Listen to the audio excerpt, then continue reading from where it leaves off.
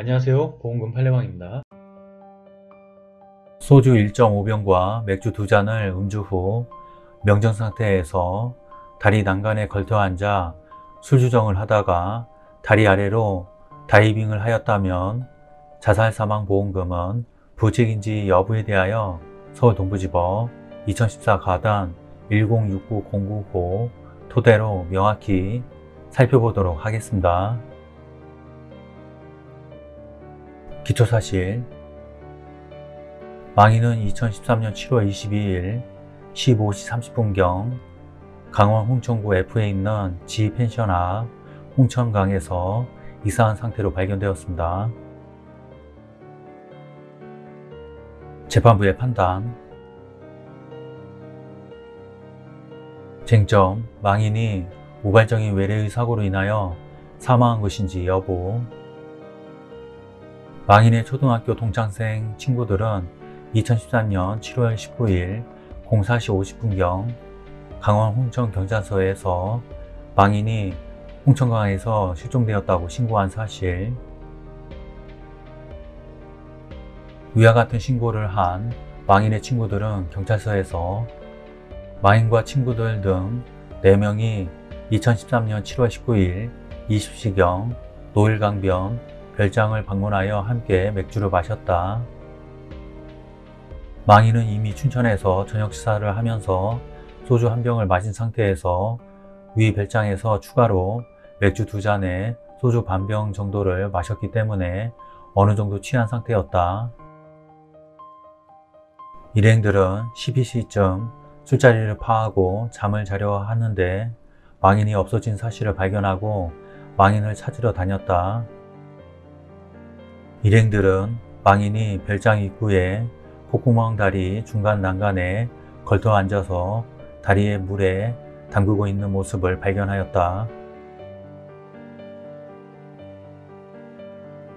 일행들은 다리 난간에 있던 망인을 붙잡아 강제로 별장으로 데려가려고 하였으나 망인은 갑자기 니들이 내 마음을 어떻게 알아? 라고 하면서 일행들의 손을 뿌리치고는 다리 난간에서 물속으로 다이빙하듯 뛰어들었다.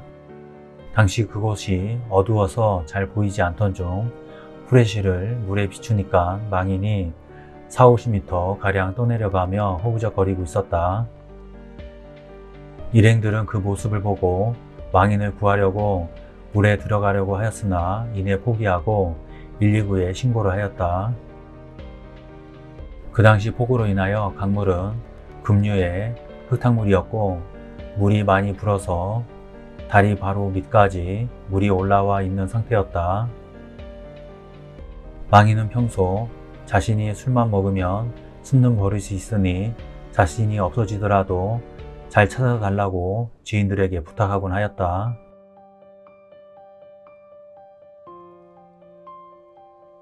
망인이 물에 빠진 시각은 대충 2013년 7월 19일 01시 12분경 정도였다고 각 진술한 사실.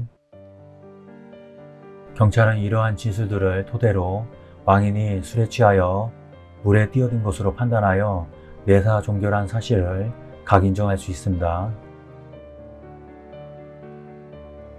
돌이켜 이 사건의 경우를 보면 망인은 술에 취한 나머지 판단 능력이 극히 저하된 상태에서 집중호우로 불어난 다리 난간에 걸터 앉아 술주정을 하다가 마침내 음주로 인한 명정으로 인하여 심신을 상실한 나머지 자유로운 의사결정을 할 수 없는 상태에서 충동적으로 다리 아래의 강물로 뛰어내려 익사하였다고 할 것인데, 그 당시 망인은 자기의 생명을 끊는다는 것을 의식하고 그것을 목적으로 의도적으로 자기의 생명을 절단할 의도로 물에 뛰어들었다라기보다는 집중호우로 불어난 급류의 흙탕물에 빠지면 사망할 수도 있다는 점을 전혀 고려하지 않은 채 극히 무모하게 물에 뛰어든 것으로 보이고 망인은 자신의 의사에 반하여 사망하게 되었다고 봄이 타당합니다.